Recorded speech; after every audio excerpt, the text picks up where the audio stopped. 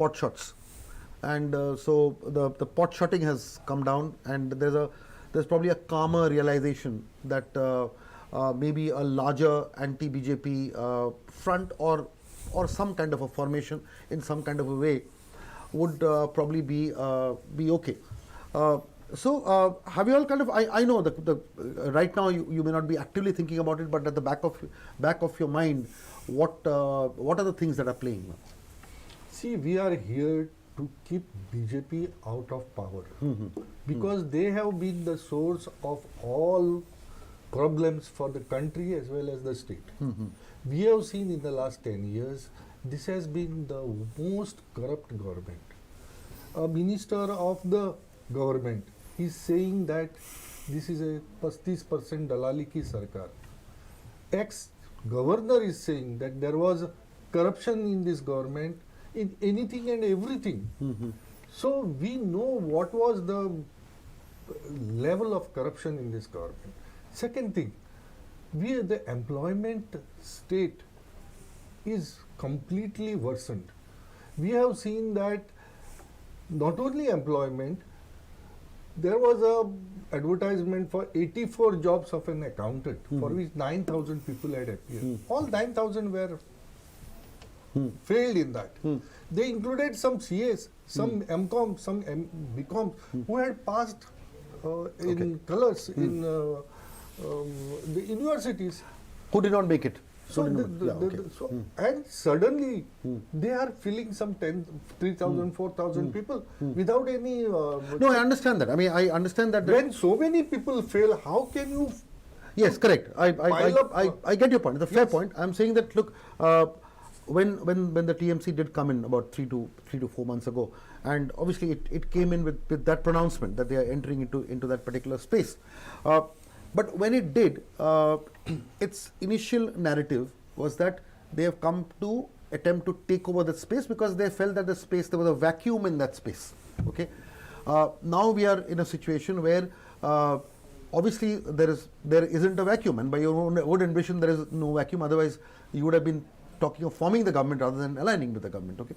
So do you agree that that space is occupied by other non-BJP parties like the Congress now, and it is not as if you are swimming in an empty pond? See, that the space is available was proven statistically. In 2002, Congress plus BJP got 75% of the vote share.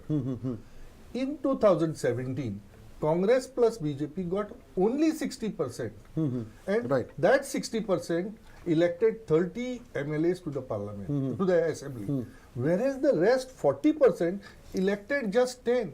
So the assembly, our legislature, was not the true representations of people's will, and this 40% was available.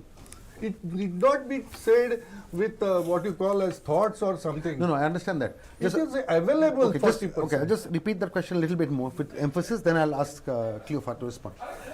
What I meant was that when TMC came in, it very clearly said that, look, the Congress has failed to, or the Congress does not or cannot, or it's not possible for the Congress to get into that space, in the sense that it is totally bereft of any power or strength or whatever. So because of which the Congress is not in a position to take on the BJP, and hence the TMC would get into that space. Okay.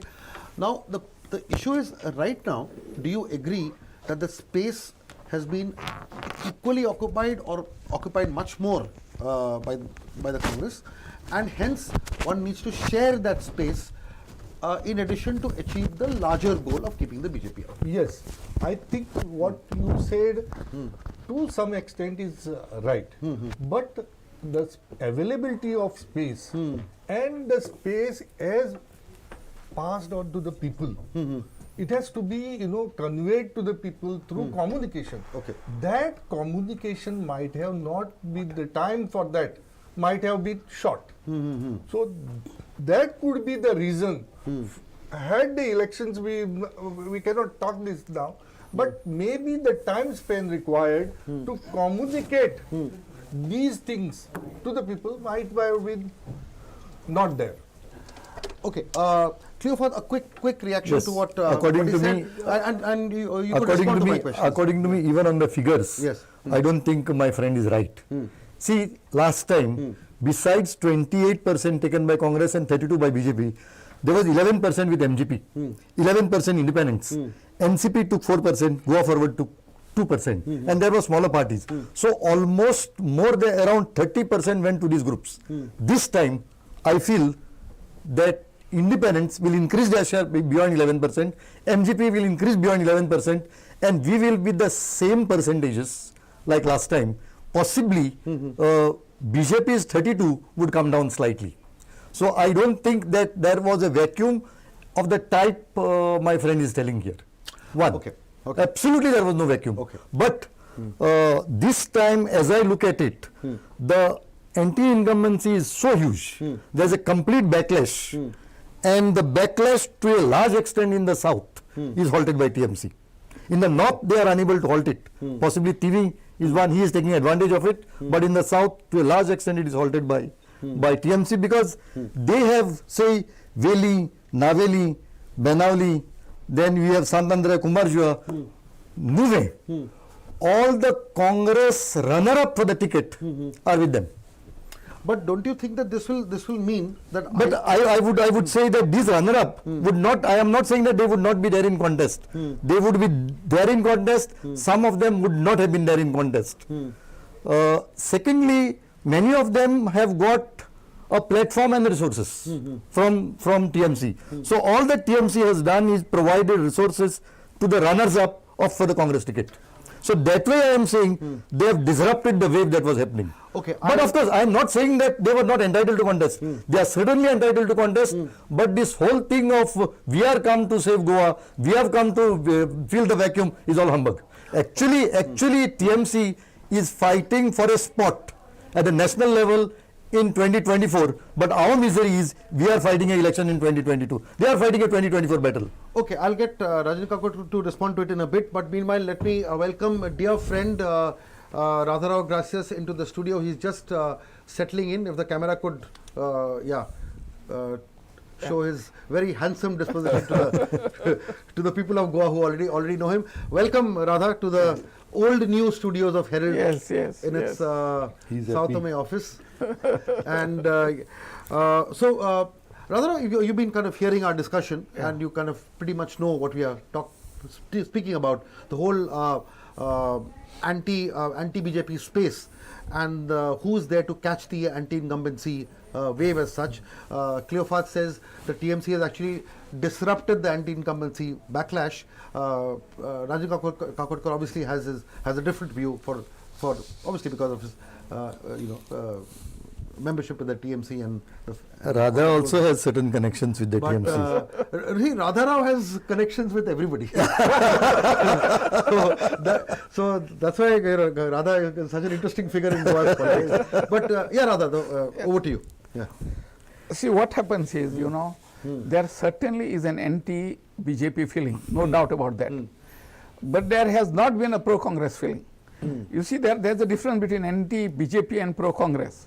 Because the people of Goa are not accepting the fact that the Congress by itself can provide an alternative government. And the Congress could have had a pro-Congress wave if after seeing its MLAs deserting it over the last 2.5 years, if it were to get into the field, go to every constituency, create a mass base, and get fresh candidates. I am stressing on that fresh candidates selected. Then I think that people would have said, yes, the Congress has learnt its lessons. It is now coming back. It is giving us fresh candidates. And the Congress had no better opportunity than this one. Just a quick intervention. See, the thing as far as fresh candidates is concerned, see, if you scan the Congress list, and I have kind of scanned it and taken some feedback, it's not that they are bereft of fresh candidates. The Congress actually this time, compared to last time, does seem to have either by design or compulsion, that's a different issue. But the fact remains, see, for instance, you look at a guy like Amit Patkar in Gurchere, okay? You have the Porvorim candidate who's very promising and fresh, may not be able to upset the I agree. Vikas is a card, but Vikas again, is a good candidate. There is two names that actually come to Captain mind. Viriato. Captain is also there. By default. Yeah. See, Captain Viriatu was never part of the Congress. He was part of a movement against the government. Right. So he has now, let us say for the sake of convenience, joined the Congress. That's fair enough. You should have had many more Captain Viriatu. That's my feeling is, when you had as many as 38 vacancies, you should have thought of it. And even I would have backed them. That's what I was hoping they would do. They failed to do so. Then the TMC came in. So many Goans look upon the TMC as an alternative which has worked in Bengal. It has taught the BJP a lesson in Bengal. People like us who look upon a national alternative to the BJP are inclined to believe that maybe Mamta will provide a leadership, will provide a cohesion for all the non-BJP parties to move ahead. That is why if I have supported the TMC without joining them, it is precisely because I believe that in 2 years' time, we need a national alternative. And Mamta seems to be the one moving in that direction. But as I think he's right. Yes. He's right. This is for the Mamta's positioning for 2024. I don't think even Mamta is fighting for number 1 slot. Mamta, Arvind Kejriwal are all trying for the 2nd slot, so that after the 2nd slot they could position themselves for a national alternative. I'm not saying this is wrong. It's okay. But our misery is that we are fighting an election now.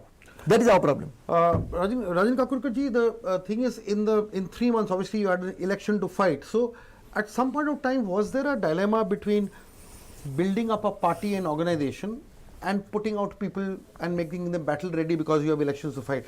So, because of this dilemma, do you think you were forced to take certain decisions which you wouldn't have otherwise?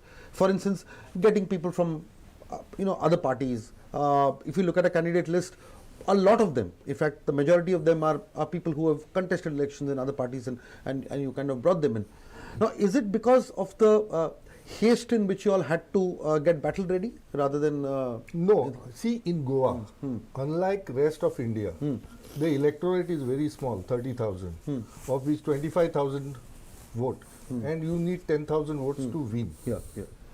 Now, that makes Goa a place where you need a rapport with the voter much more important, makes it much more important than a clean candidate or what you call that clean. Clean may have various different definitions, but rather than a fresh candidate, all those descriptions which we pursue as virtues may not be virtues, but this becomes the most important virtue, that you must have a rapport with the candidate. And in 3 months, we cannot have that.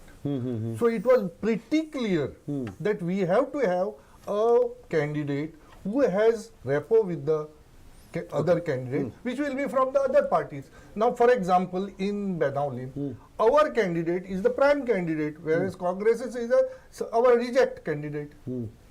They have taken our reject as a candidate. We don't blame them. That was what their position is in that constituency. But they still felt that he's more winnable. How can they feel it? The best among the available. What is available best? No, that's fine. The other issue here is, okay, now as we'll be crossing polling day and waiting for the results. Yes.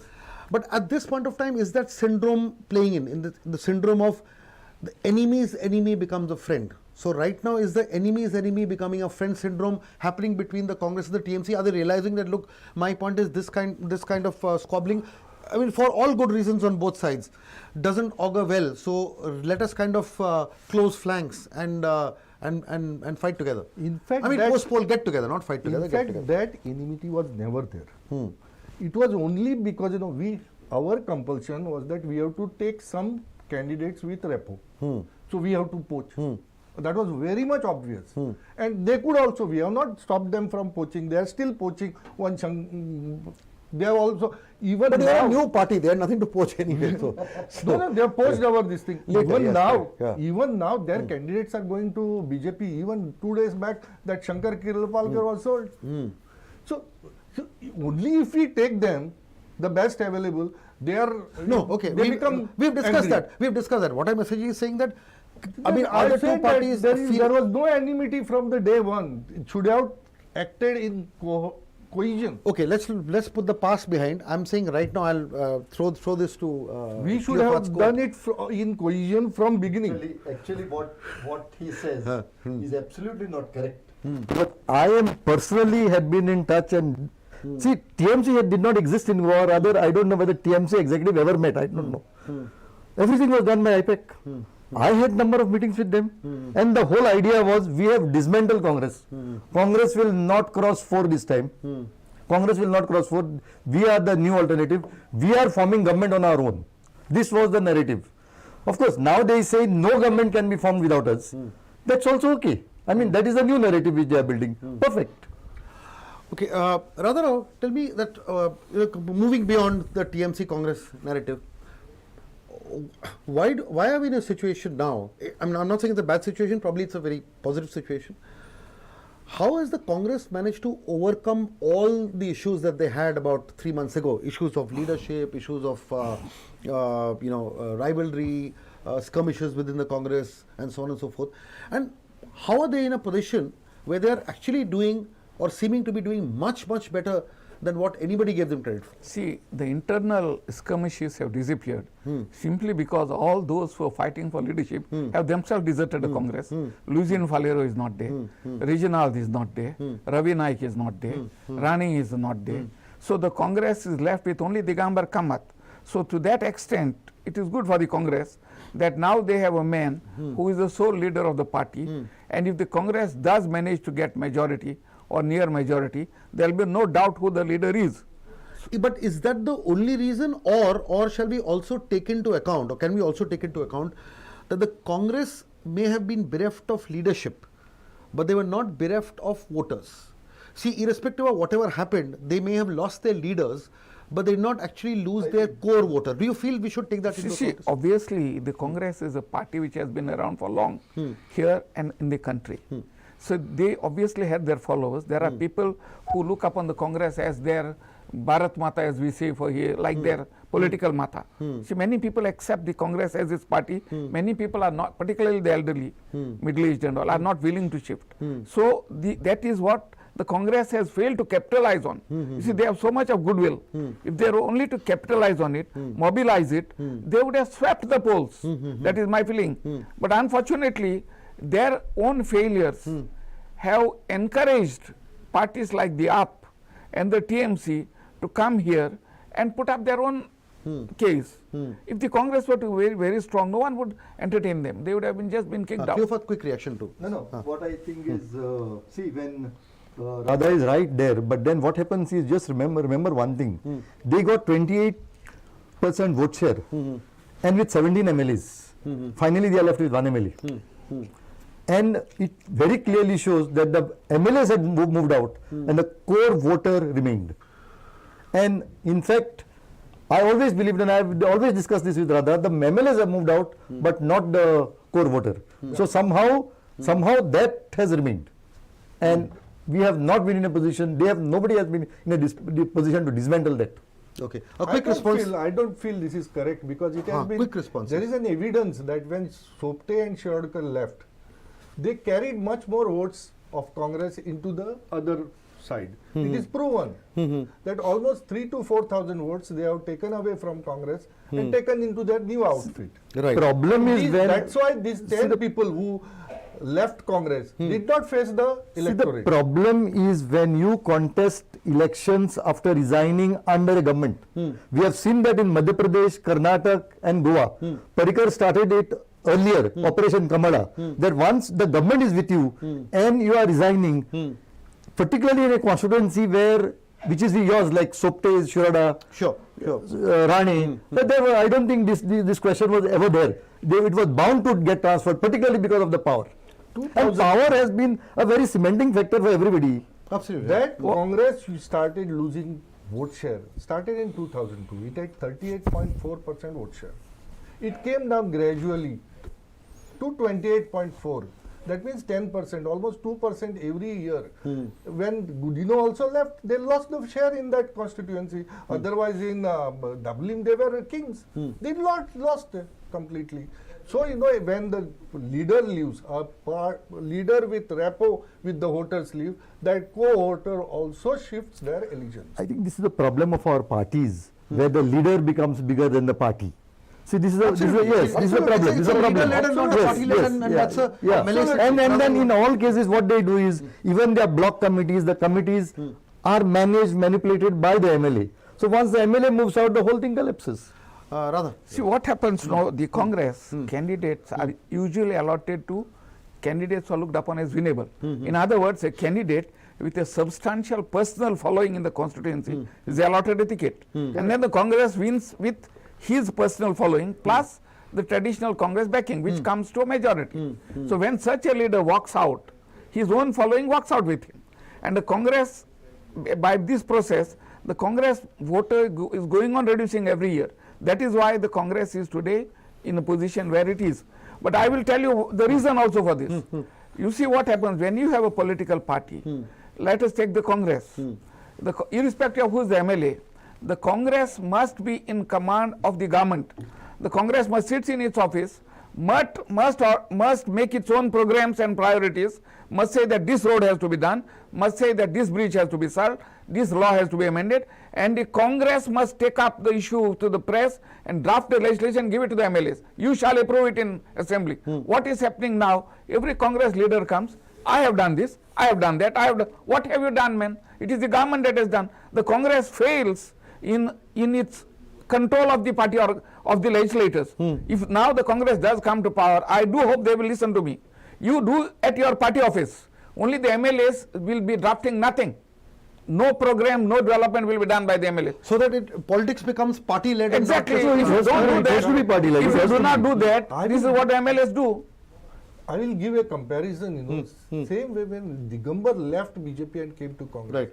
The core voters did not shift except for 300 in one area called Shirwadem. All others, the BJP. But that time BJP was a much stronger cadre-led party, and they would not do that. Congress is also a strong party. Yeah, but you look at the BJP of then, Congress is not a cadre party. The cadre did not leave. but you look at the BJP of then, and you look at the BJP of say Michael Lobo, for instance. Correct. In fact, what we are talking about the Congress is absolutely applicable to the BJP in the Michael Lobo scenario. Correct. Because when Michael Lobo came, he came with lock, stock, barrel and wife. All four came. And then she was easily given a ticket. Correct. So I'm saying that phenomenon exists everywhere. And let's not forget that TMC also in a short span cannot be kind of absolved of the same issue. You have two sets of family Raj tickets being doled out. Churchill and Valanka and Kiran Khandolkar and his wife. So, Joy, This I is the hear. first time I think the Karyakartas of BJP had started asking, if the party is not loyal to me, why should I be loyal to the party? Right. See, Michael came, from what I understand, lock, stock and barrel. And the barrel was full of whiskey. That is what, see, that is what elections are here for. Right. No, we'll come to that. In fact, we'll have a slightly longer discussion on candidates switching parties. But before that, I'll just move on to a fresh update. And what you all said at the beginning of this discussion seems to be coming true, because the poll figures are really jumping. It's shot up to 60.18, but more than that, I'd like to draw your attention to certain key constituencies. Mandre has got 64.9 already. Perne has gone up to 64.01. Saligaon has crossed 60. Mahe has crossed 60. Sankli has gone up to 70, by the way. Huge. Now that might show something there. Okay. Poirier has got 65. Priol is about 67. Then Fatorda has crossed 61. Kunkoli has crossed 61. Kepe 66. Kurchore 63. Savarde 53. Sangye 69. Kankon 65. So the poll percentage right now across all constituencies for viewers, it's 60.18. And I would say that after 3 p.m. 3 p.m. At 3 p.m. So I would say that after a slow start, I think it seems to be picking up now. Because initially one was a little disappointed right in the beginning, but I have a feeling today is Valentine's Day and a lot of people are making plans in the morning and going out with their loved ones for breakfast because dinner won't be possible and all that. But yeah, but jokes apart, I think it's looking a little good. 60.18 It's pretty good. is Yeah, pretty good. good, Now it good. seems that the 80 figure will 80 figure will be there. right. Your quick reactions. 60.1 in the 8 hours Yeah. is 7.5% per hour, Right. which makes it 82.5 Yeah. in by 6 If you look at it that way. Yeah. So does this signal some kind of a, if not a wave, a trend? No, but in the past few elections, Yeah. our polling percentages have been going up. Right. That is because our rolls are also neat and clean now. See, there is a BLO which works there. Right. And all the people who are dead, people who are out of the country, people who have given up citizenships, they are all removed from the rolls. Right. So that way the roll has become very neat and clean. Which is good. I think one must give Yes. kudos to the election commission. Yes, yes. That is good. But there may be another reason for that. You know, this is the first time in many years, or probably the first time, that we have effective 3 or 4 corner fights everywhere. Yes, in yes, yes. maximum number of constituencies, effectively there are 3. So what it means is there are more workers. Yes, yes, we have discussed that before you came. We have discussed that Yes, before you yes. came. What? Yeah, the number of candidates, Yes, yes. number of parties, No, the that workers. is that number of candidates. They have more workers and they are posting more people. Yes, yes, out. yes, yes, yes. That yes. is what would Correct, not correct, happen. correct. Yeah. Yes, yes. Yeah. No, actually, this is one of the topics that we want to discuss on candidates switching sides. If you look, in fact, recently, another senior journalist, Sandesh Prabhudesai, had come up with a very nice graphic, a deep study of the total number of people candidates who actually switched sides in the last, say, 4 to 5 months, and that figure was almost 72. Which is huge, but what we'll do now is just come up with some figures that we've drawn up right now. Just 1 second, just bear with me for a little bit. So because the sheer number of people switching sides has actually become absolutely massive, and before we even get into the discussion, we must go to a very interesting constituency which we all love and have friends in, and it's called the constituency called Kurtori, because the Kurtori story is a fantastic story where both the principal candidates, if I can call it that, Alex Regina Lorenzo and Moreno Rebelo, both started off as congressmen about 3 months ago, and look at the huge universe that they have traversed. See, for instance, Reginald, from being a hardcore, die-hard Congress candidate who would never move. In fact, he had earned the reputation, had such a strong reputation where people said that even if Sonia Gandhi leaves the Congress, Reginald will not. That used to be the reputation that Reginald enjoyed. And of course, he finally he resigned, and TMC nabbed him, and so he became a TMC person and a TMC candidate for about 20 odd days. And then he suddenly, after he was announced as a principal ticket person, he resigned. And after resigning, he wanted to get back. He wanted to get back to the Congress, and then he managed. The Congress managed to keep him out. So Reginald again became an independent from Congress to TMC. Then he became an independent. Now look at the story of Moreno, for instance. Moreno started off as a Congress candidate, and against all odds, to the absolute shock of his own family members, he lo and behold joined the BJP. Thinking that he would not get the Congress ticket, and then Reginald leaves the Congress and joins the TMC.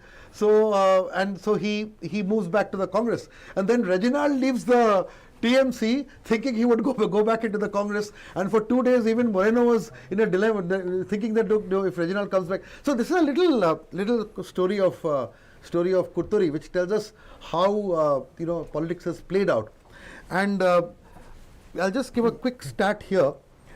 The BJP has 7 candidates who've switched parties and joined the BJP. The Congress has 15, by the way. People who are in earlier parties and now in the Congress. I'm not saying they've taken any of the defectors, but we're talking of even on the list, people who are with earlier parties and come. So I wouldn't really call them defectors, but people who are with other parties who've joined the Congress and got tickets. Let's put it this way. Okay, Goa Forward Party has 1, NCP has 1, and MGP has 2. I welcome, before we start, I welcome Professor Prabhakar Timleji to our studios. He has been former election commissioner and at the same time an established columnist, writer, and we welcome him. We'll start with you, Prabhakar Bab. Since He stays in the constituency of Kutturi. And you stay in the constituency. Yes, housing board falls in Kutturi, housing board. And so do You know, I. everybody talks about housing board in Kutturi. Yes, correct. He lives there. I know. I also live in your constituency, by the way, now. I And see. yes. So so let's start with the Kurturi story, right? Yeah. See, we are No, basically. I heard you talking that Reginaldo was jumping here and there. See, the overall Not discussion. understandable because he was given the ticket. So, and then you said Moreno also had gone to the BJP and came in, but Yes. there's a difference between the two. Right, Because Reginaldo Bab was given the ticket. right, And once you give the ticket and you leave the party, what is the narrative you want to create for your party? right. It's a very treacherous act according to me, because you want to create a dangerous narrative that the Congress can't maintain even the flock to whom they have given the ticket. Right. So it is quite dangerous act. When Moreno went to the BJP, I mean, I'm not justifying him going Right. to the BJP, he Right. might have his own reasons. Right. So, but you can't compare the two once you are given the ticket here. So, Reginaldo actually was very comfortable in the Congress. Particularly after he was made the working president. Right. But earlier he had problems, and 5 years he lambasted the Congress. But social media kept him very high as the true Congressman. But don't you think, Prabhakar Bab, it's very strange because somebody who was considered as a rock solid Congress person, Correct. what happens is that is not the only thing he did. I He know. did hobnob with AAP, and it's an open secret that I you know. know. He went In to fact, Fadnavis and, Mr. Kejriwal was I know. was supposed to fly down and I know, induct I him, know. and then the Congress had to go back and they had to do a lot of groundwork to keep the man back. No, that is because the Congress had everything to lose at that time. That's right, Because correct. the Congress image was very down. Correct. And in the social media, the Reginald was a hero of the Congress. Yes, In fact, yes. the social media considered Reginald as the true congressman. That's right, And correct. all others as fake congressmen. Maybe he ultimately, but maybe ultimately turned out to be a true congressman by what he did. He proved his Congress credentials No, ultimately. I but think. that particular thing of defections Yes. is common to all politicians Yes, today. yes. So it's not only, there's no need to only label congressmen for that, but it is comfortable for us to accuse the Congress. But then you look at the BJP, the same thing. Absolutely. You look at the TMC, whom they have fielded. Right. I mean, other people who could not get a ticket. Correct. So it is very a tragic situation that Goa is being projected as a, if not as a hub of coal, at least a hub of horse trading. Correct. Absolutely. And then we have so many such instances Which that it happen, was, but- which it was during the Vijayanagar Empire. It was the hub of Australia. Yeah, but Goa is completely an empire on its own. But if these kind of huge statistics, there are roughly about 72 candidates in the fray who have kind of switched parties, is a massive figure, and Goa has broken all records in any civilized democratic system, as we say. The point here is that.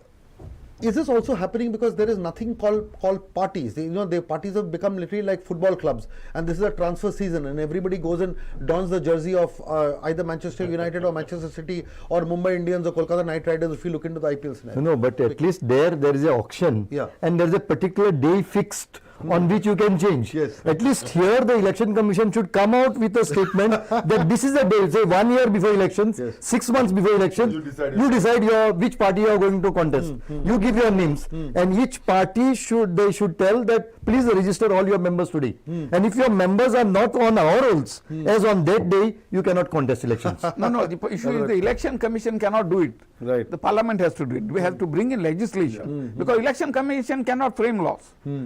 This is long overdue. No, he said in a lighter vein, but No, but but that's the intention. Light Yeah. vein, and the other thing is maybe an area where the parliament has not occupied the territory. Right. No, I don't think you require a law in this. Under say symbols order, they can say if you want a symbol of a party, you have to be registered for a period of 1 year. If you want symbol of a party, 6 months. Yes, Something like that. I don't think you require a law. Yeah, A simple order by the Election Commission shall solve this problem. But you know, we had this discussion a few days ago in our studios, and both of you were present. I'll just kind of replay a bit of some of those points. See, the thing is, none of this problem can ever be solved only legally and only through a system unless the people start rejecting. And what is happening is that it has become par for the course for all political parties. And you have people leaving a party at 7 o'clock and joining another party at 7:05 and getting a ticket. You know, these things have happened in different parties, and no party is can be absolved this way. Rajbab, I'll tell you this. See, TMC is a relatively new party, or very new party here. You know, the thing is, it almost seems as if anybody who gets sucked into the Goa system gets sucked into its politics.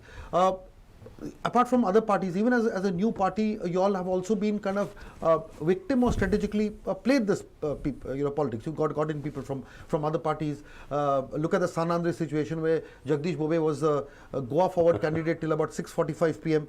and by 7:05 he became a TMC member, and 7:10 he got a party ticket from. So I'm just taking this example because you all are a new party in Goa. Other parties are purane papi, as they say. So what I'm saying is that, do you agree that no party can stay away from this because of the ground realities? Especially new parties which are coming, they have no other option. If they have to prove something. Otherwise, what happens? Now, BJP came to Goa in 1984. In 1984, they had 2% vote share. In 1989, 5 years later, they had 1.2% vote share. In 1994, they got the first MLA. If that is the course some party wants to trade, that is their choice. Right. Congress also, when they came in 1963, they had no MLA from Goa. Right. They had one from Daman after 10 years. Yes. From Goa, they got after 15 years. AAP is here in 2013. From that day onwards, 9 years today, they have no MLA. But They have just 6% vote share. I think this is a very dangerous way of trying to see how to build up a party.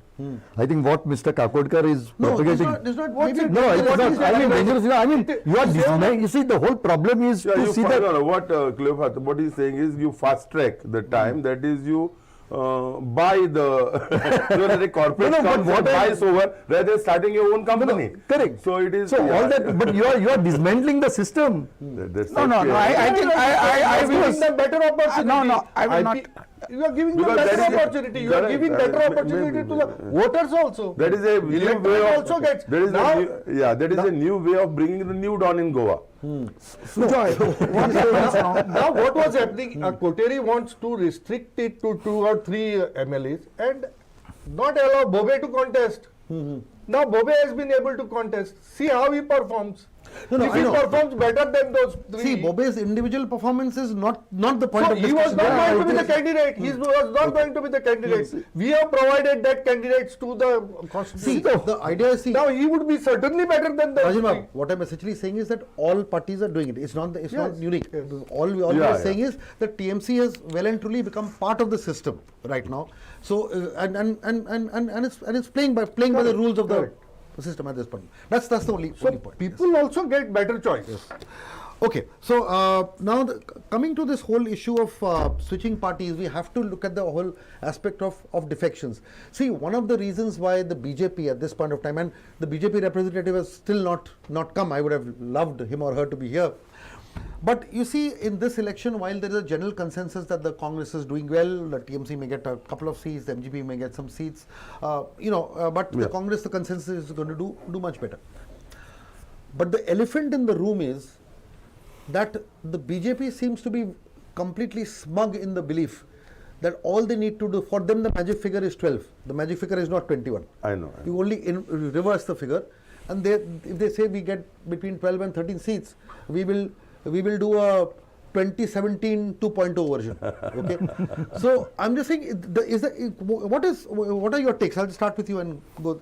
from No, I think it is based on the past behavior of BJP and also the behavior of BJP in other states where they could not muster a clear majority and where even they were rejected by the people, giving them less number of seats than in the previous years. They have tried to engineer defections and carry on the show because of their power at the central level and all that. Right. Yeah, but we don't know. So it depends on whether the parties today are better prepared to face this onslaught of the BJP. Now, the way we are looking at it is we are giving credit to the BJP from being a smart political party.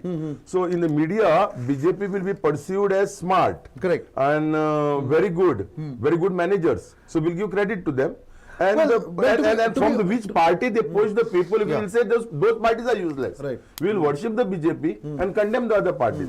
So we should understand that this is a phenomena where, where the person who is raped can be condemned, but the rapist also should be condemned. So this is a political rape of the BJP. We want to condemn the person who is raped, maybe the person who is defecting, and the rapist we say, why did the person fall in the trap?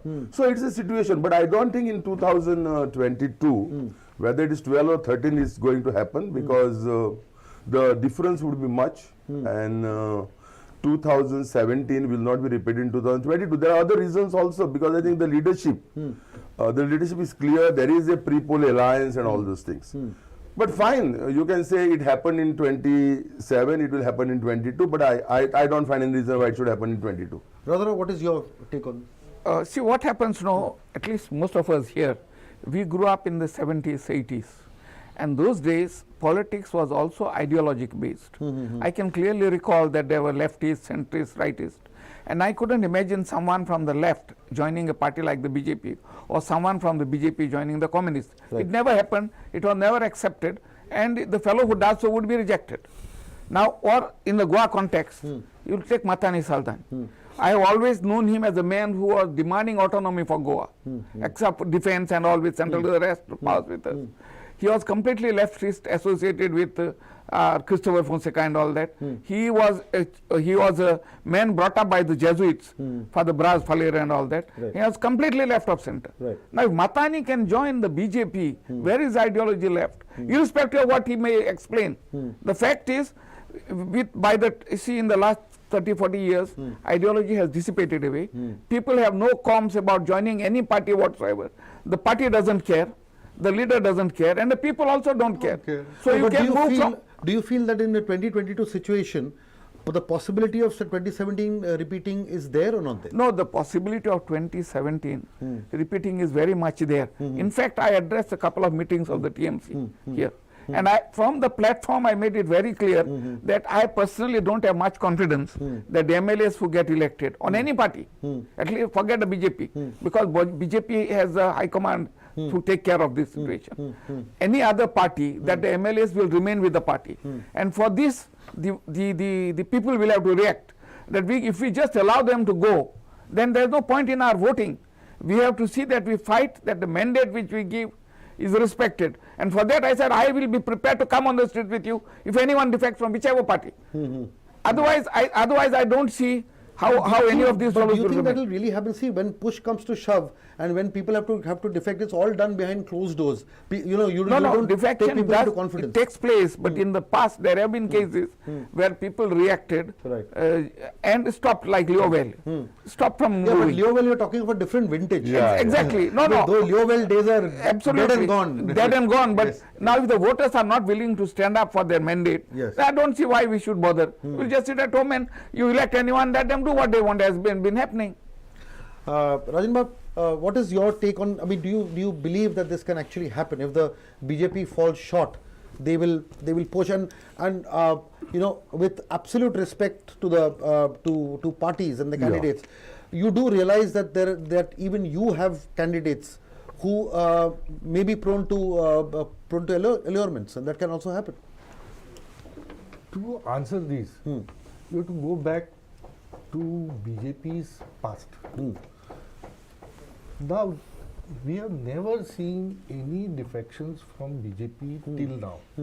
The first defection of the kind was in the 2017 election by Tawardkar, but he did not go to any other party. Correct. contested independent. Right. The first defection was of Sudhir Kandolkar in Mapsa. He shifted allegiance to Congress. Yes. And Alina This Sultana. time, it has become so much that not only leaders, even Karyakartas are defecting. You have seen in Saligaon the manner in which the Karyakartas.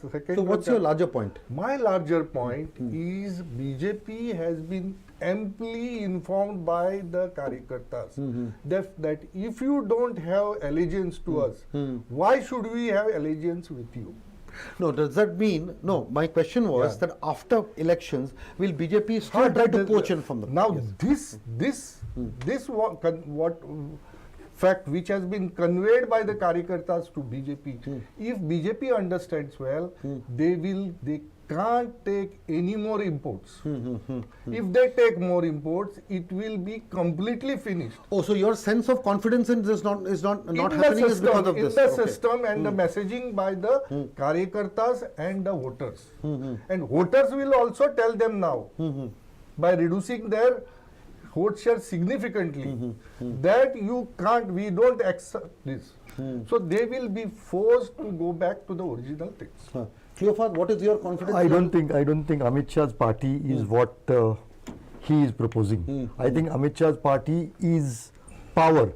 Get power somehow. any cost. At any cost. I don't think what he says would matter to them. Secondly, as far as 2022 is concerned, it would depend upon how many independents get elected. Very true. That's a very How many significant independents? point. Yes, Because correct, correct. at least in my mind, three, 4 independents could be in the Correct. in the election race. Straight off the bat, Reginald will always be in the race whenever he contests, Then the Dr. Shetty is there. and Mrs. Kavlekar is also there. I don't give Mrs. I Kavlekar. don't. Philip Neri also. in his own there. constituency, Abhinay is on Philip NCP. Neri is there. I mean, NCP is there. So these are all independents. So according to how many independents come and how the governor acts. Right. But only thing this time I don't know because governor is an advocate. Cleophas, in addition to that, Cleophas feels the governor belongs to my profession, Yes. so he can do no wrong. No. Pooja, in addition to that, there is something called as TMC Plus.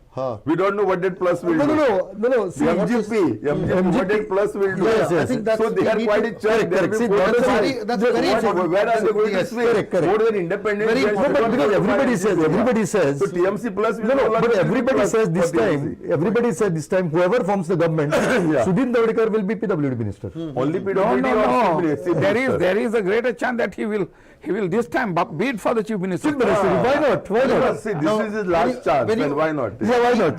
These are discussions, allegations, barbs thrown at TMC all the time. Not TMC. Sudhin Davadekar. Why Sudhin not Davadekar. TMC? Yeah, but obviously they are These are not married allegations, now. these are known to everybody. Correct. So how do you, as an internal party man, look at it?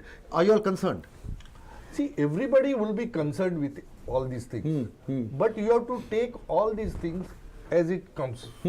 Of course, for sure. First of all, we have to see how, what you call as the other side also behaves. Whether they will be able to keep the flock. Because I cannot disclose what we have decided, but we have done foolproof system so that there would be to a large extent we would be able to curtail this, but I cannot disclose it at this moment. See, on a lighter But note, what is happening? What is happening? We have seen in 17 that the other side is not geared up to that, and that they were I hope what he's saying is right. You know why? Because on the results day, MGP gets 4 and they get 2. It will be TMC 6. TMC plus 6. But MGP 4 will not be counted. So it would be TMC.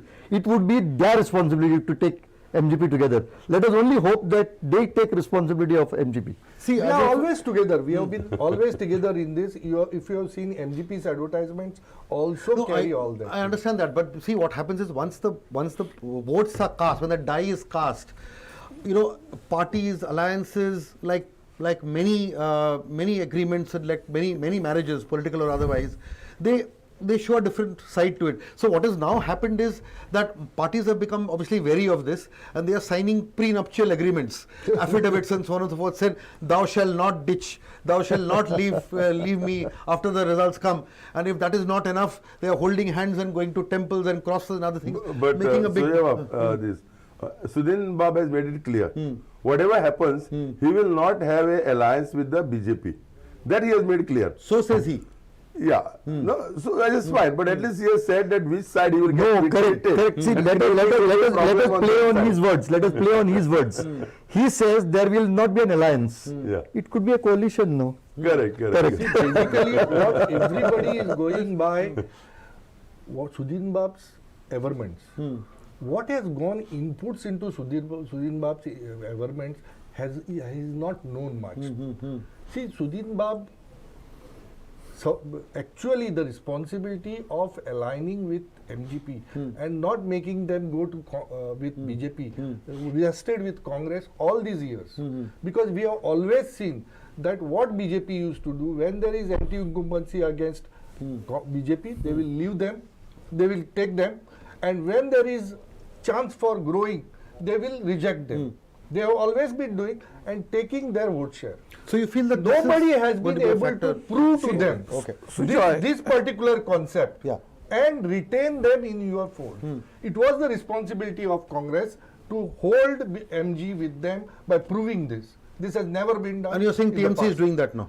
It has been done now. No, but Congress didn't have the luxury. He has also explained. Congress didn't have the luxury of giving 12 seats to the MGP. TMC enjoys that luxury. Okay, I'll just come back to you, Prabhakar. See, what happens now, in Konkani there is a saying, प्रसाद भटक जायतच लागतो आणि तो आमगे जवळी करतो बोट they are बडजीस they give प्रसाद आणि my feeling is that election येयले एलायन्स जाता कोलिशन जाता प्रसाद लागते सेम जातले and I am pretty sure where the prasad will be.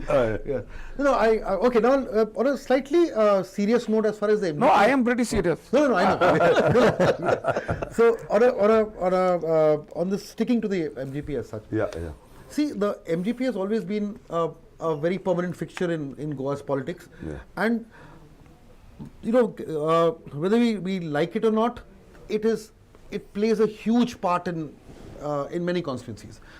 At this point of time, do you feel that because the BJP is losing its core cadre, core values, core ideology, and there is a certain Hindu majority space, do you feel that the MGP, by just sheer presence and not doing much, but by just sticking to what it always does, is also attracting a lot of people from the BJP who kind of believe in the old MGP values and feel that they are more comfortable in a party like this, because of which MGP still is in a position to actually pick up more seats than what we give them credit for? I mean, any of you can answer. See, in 2012, if you see, MGP's vote share was 7.5%.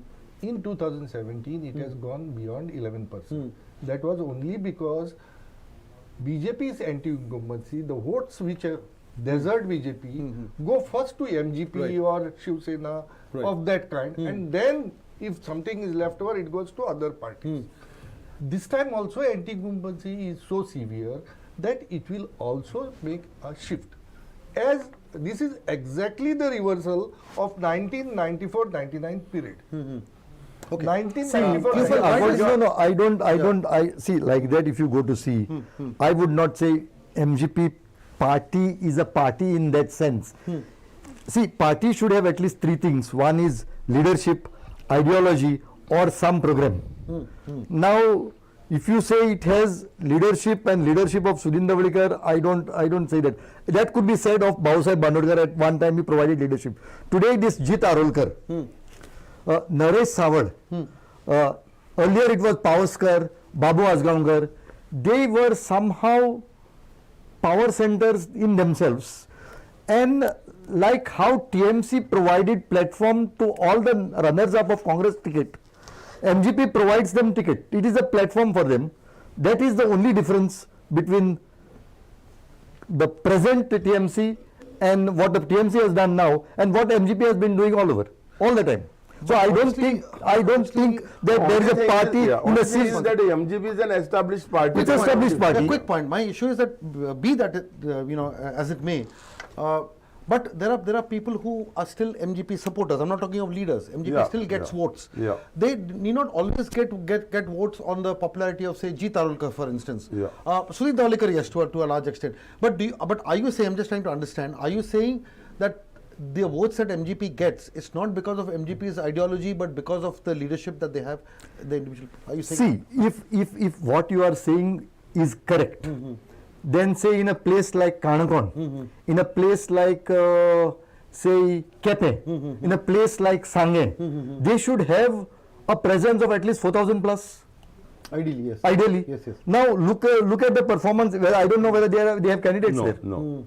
If they have no candidates there in such places, how do you call itself a party of that section, which you are saying withdraws to them? But maybe they did not feel candidates there because of their alliance with... No. See, I will look at it this way. MGP has got some warmth in most of the constituencies. I would not call it a vote. A warmth is still there. Right. But that warmth is around 150 to 200 to 250 votes. Right. But they have got a presence in Padne. I mean, if you take that thing as from Babu Sahib Bhanudkar's time, they have got a strong presence in Padne. And the other presence is wherever Sudhin Dhavlikar contests or wherever his brother contests. There's no other presence unless some local chieftain comes up. Right. So as a party, they don't have this, but the warmth is there. And then the They can't absorb the anti-incumbency of the BJP. The anti-incumbency will be absorbed by any party or any individual candidate who can defeat the BJP candidate. See, and additionally what happens is they provide the symbol, the name. So this comes, that is the platform which they give. Right. So it helps. Sujoy, what happens now? Now you take Salseth, for instance, earlier. After a long stint of Congress rule, there were people disgruntled with the Congress itself. So they were looking for an alternative which wasn't MGP or BJP.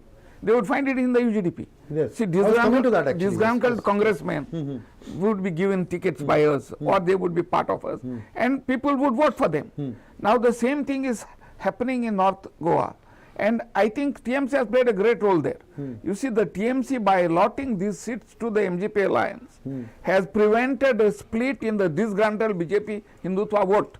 If the TMC were to field there, I'm pretty sure with their money power and whatever other power, they would have taken a good chunk of vote which was anti-BJP, which would disable the MGP from winning. So to that extent, by not fielding candidates, they have strengthened their alliance partner.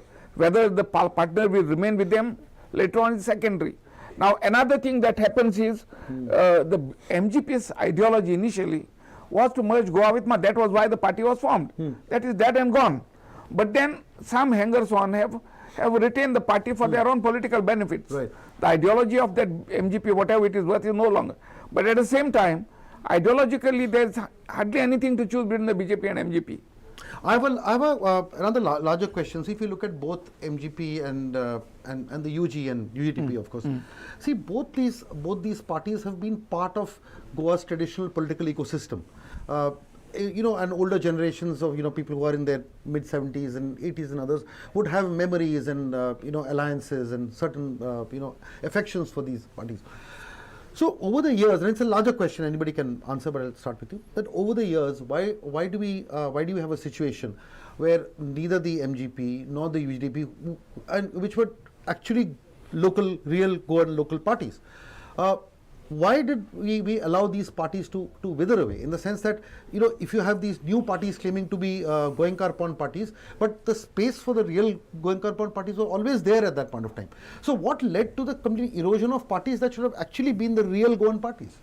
See, what happened was, see, the original party was not UGDP, UGP and MGP. Yes. And they were winning elections till 77. Yes. And the MGP and UGP as opposition. Now in 77, the UGP split. One group led by Dr. Wilfred and Babu Naik merged with the Congress. Congress U then. And the other group merged with the Janata Party yes. led by Dr. Jack Sequeira. So when the 77 elections came, the Janata Party got 3 seats and the Congress for the first time got 10 seats in Goa.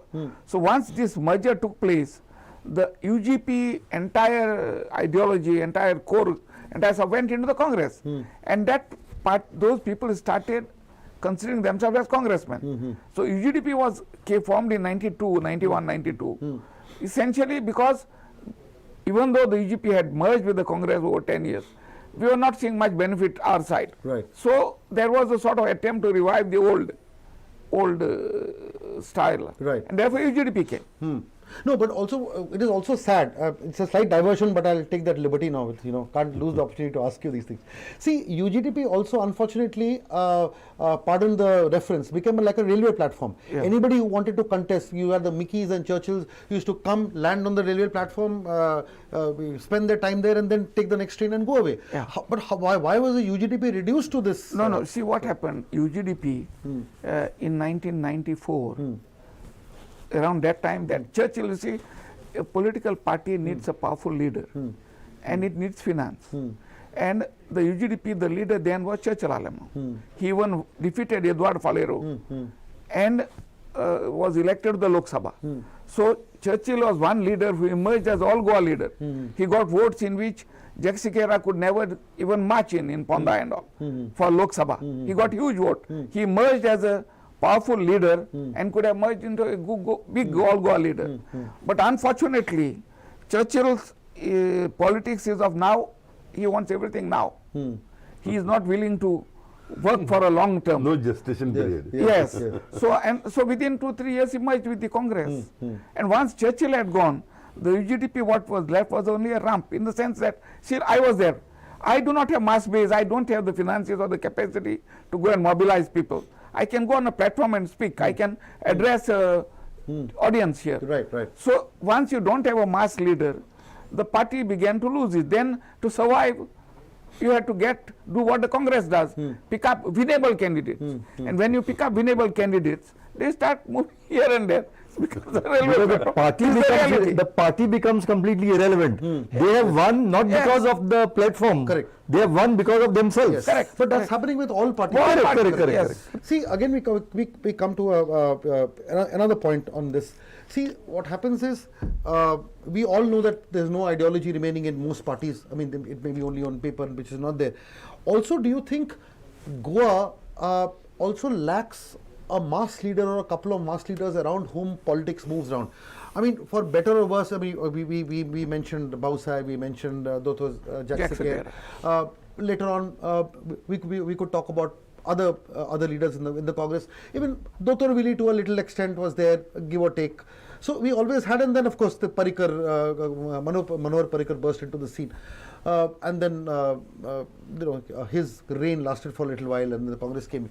But don't you feel that when Goa is completely bereft of a tall leader or tall leaders, it all becomes centered around regional satraps in different constituencies trying to get what? So why has a tall leader in Goa not emerged, according to all?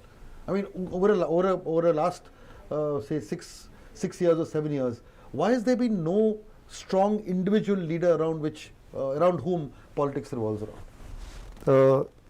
Somehow what Radha says is correct, that nobody has time for the future. It has to be now, now. And the immediate power becomes a big problem. Immediate, we have to get power today. Correct. That is the problem where you are not bothered about the future, you are not bothered about leadership. Correct. You are prepared to sacrifice anything to get power. Yes, and if you see the trend in naming CM candidates and CM faces, people who are named CM candidates and CM faces do not have a long track record in politics at all. They don't even have a short track record. For instance, AAP, which is the only party which religiously names CM faces, it had named Elvis Combs last time, and now they've named Amit Palekar as thing. We'll come to the AAP factor a little later. But since you are talking of leaders, yes. If you look at other states, you find there is leadership there. And the leadership normally evolves from the person's involvement in not just election politics, but in social movements. Right. So if you look at Maharashtra, Karnataka, the leaders whom we call as leaders of political parties, they have evolved from social movements. Right. So in Goa, that was there, Bhavasai Baronकर to be considered leader because he came from certain social movements, and main thing was land to the tiller. Correct. Correct. Removal of landlordism. So there is, the Manohar Parrikar emerged as leader due to so many other factors. We can call that BJP had a leader. Right. Now you find all parties are leaderless because in Goa there is also a deficit, a deficit of social movements, and those who take them up, and those when they take up to social movements, then they take up to politics also. Right. Otherwise, right. our social leaders, those who try to emerge, we say we are not interested in politics. Huh? That's right. As if what they are doing as social leaders is not politics. Sure. Social leadership is all about politics. It may not be about election politics. So that's the issue in Goa also. Yeah. And our leaders, I have seen, except for Parrikar in the recent years, they are not leaders as such. Right. They have never been able to convince their people as to what is good and bad. Where is his leader? He is a trailer. Right. He has to lead. He has to show them if IIT is being blocked, he should prove to them that IIT is good. There are some things which are detrimental, maybe like these 3 linear projects. That he should be in front and oppose. Yeah, that's an important point. I was coming to. I was coming to that. Since you are talking of leadership, you look at that YSR Reddy. Yeah. For 5 years, he had his padyatras. Correct. Until he became the chief minister, Yes. a leader of opposition. Right. For 5 years, he is moving the entire of Andhra. By foot. Yes. By foot, but so many, and for 5 years he did it. And look at, he could have also maybe split and gone to the other side. But that built up his persona also. Right. It was not that he did it for 1 year, 6 months, for 5 years. It was a continuous process. See, that is also happening because I know this discussion is rambling a little bit, but it's important. See, but that also happens because the polity in the grassroots has also got completely vitiated. In the sense that if you look at the panchayat level, if you look at the taluka level, if you look at other places, this whole issue of corruption, switching parties, no confidence motions in panchayats and toppling, the money power being paid. Because what happens is the MLA or the would-be leader also derives his power from the panchayats that he controls, or the municipality that he controls.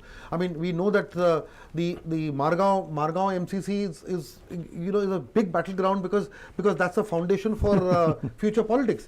And so what I'm essentially saying is this: so when you do that, you will seldom find leaders coming up. You'll find short-term dealers than long-term leaders in the whole situation. Coming to the last part of our discussion for another 10 to 15 minutes, since we have such an eminent panel, I will just take this opportunity to look into the larger things beyond numbers and votings. I'll ask each of you to essentially look back at Goa that once was and the Goa that is today, a little note of lament, but also why certain important issues, critical issues, whether with regard to land, with regard to environment, with regard to social justice, law and order, all these activities are there. We talk about it in our newspapers, we speak about it, but somehow it doesn't really kind of get onto the discourse as much as we do and influence politics.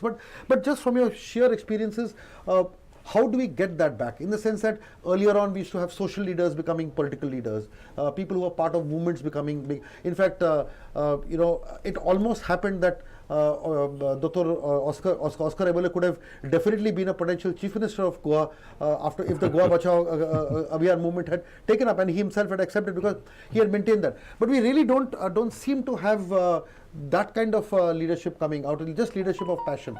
So one by one, all of you can talk about. See, I look at it is from 1990 onwards. I look at our politics veering around land.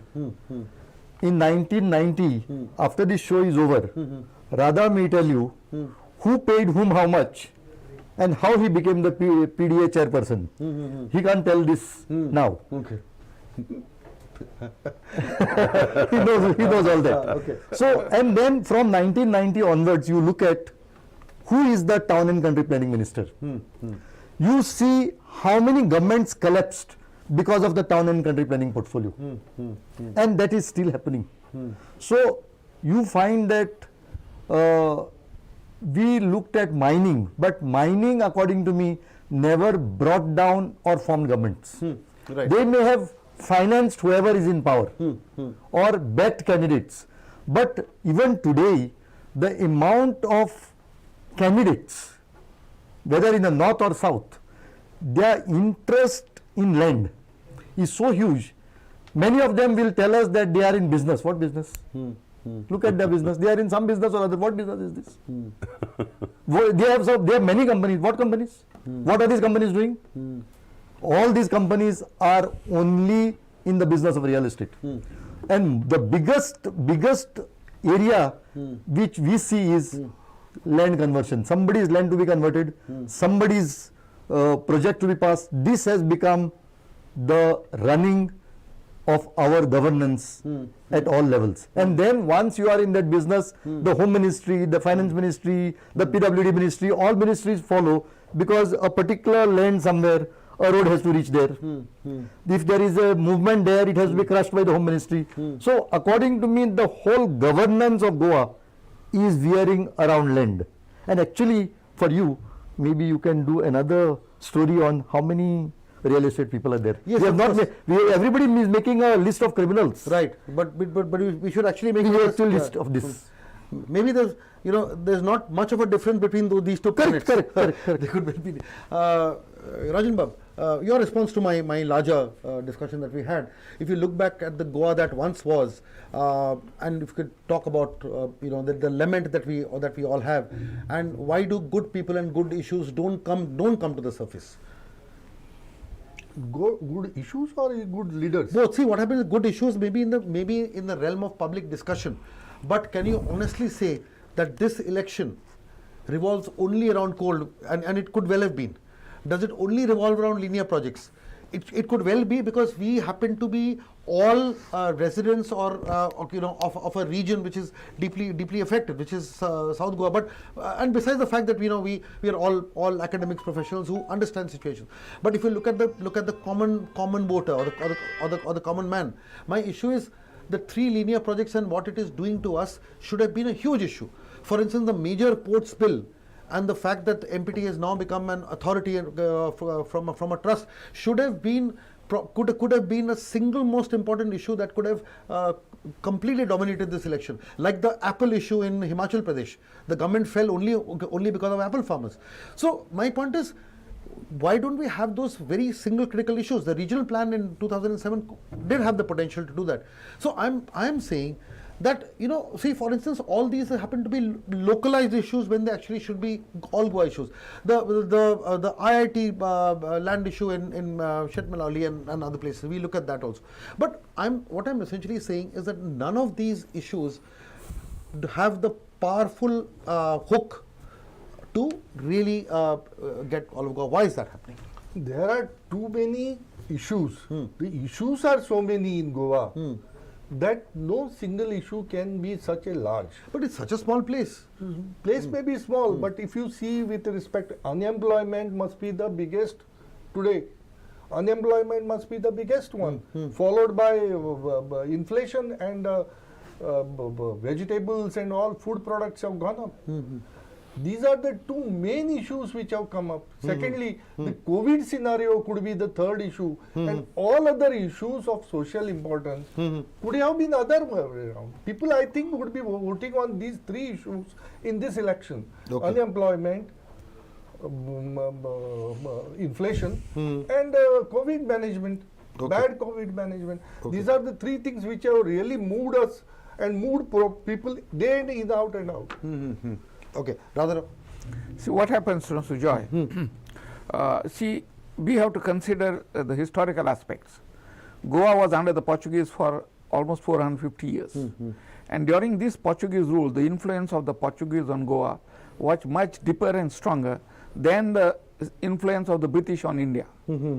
So they effectively changed our way of looking at things, our way of life. This is the reality. That is why what separates Goa from the rest of the country, from Malwan or Karwar, this is what differentiates. Now, in the years immediately following liberation, the old Portuguese order continued to hold sway. Right. For about 20 years. You see, the everything was controlled by those who had grown up in that era. Right. So the Portuguese system, even though the Portuguese had gone, the Portuguese system, Portuguese discipline, the Portuguese order continued. I can even recall in my early years of practice, things were on a different level. But as years went by, now we have joined the national mainstream. Now we are part of the national mainstream, and what is happening in Goa is happening everywhere in the country. No one questions it. That is the way things are happening. Right. We are running out of time. Prabhakar Baba, quick, Yeah, quick 10 seconds. Yeah, I would say that Goa that once was. Now we have a habit of looking at the past and we pine for what is not. But we don't want to live in the present. We always think that Goa would be different now, and Goa would be different. Any state would be different because of technology, communications, migration, and immigration. Okay. We can't expect Goa to be the same like it was past and stay in that nostalgia. Okay, we are really running out of time, and I think do we have poll percentages coming up? Do we have poll percent coming? Okay, so let's kind of look at that, and I think we'll cut to the poll percentages, right? This election that is till now, that till date, nearly 60.18% of people of Goa have voted during this election.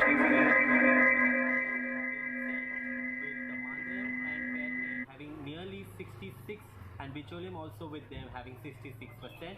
Major constituencies such as Kalangut with 59%, Porvorim with 58, Panjim with 55.1, Taligaon with 54.46, then Mae with 62, Sakling is with nearly 70%, Porie and Valpoi and Priol almost to 65%. Sorry. Kumkolim with 61%, and most of the other constituencies are nearly with about between 50 to 65%. We'll give you more updates so soon. Okay, on this note, we need to end. It's been an absolutely riveting discussion. Thank you very much. Before we let you go, one last, I've saved the last, best for last. Starting from you, Cleophas, your prediction. And we will record this and play this back. There is an embargo on poll prediction. Okay. I think single largest party will be the Congress party. Let us not talk about seats. Let us talk about your political thinking. Yeah, single largest party will be the Congress party. Okay, you feel so.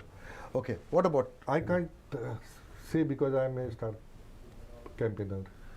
Okay. So, I cannot okay. pronounce anything. Since you're a star campaigner, you cannot. cannot Okay, we pronounce. take that. Okay. So let's look at.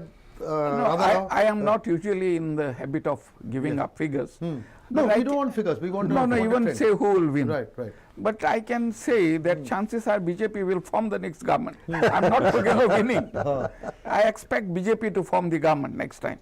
And I also feel that they will not get majority. Yes, Okay. but they will still form. But about single largest party? That I won't know. But BJP will not be the Since it largest is the party. Congress, we can't say anything on that. Prabhakar Babu, we have final. No, I still feel that Congress would be the single largest party.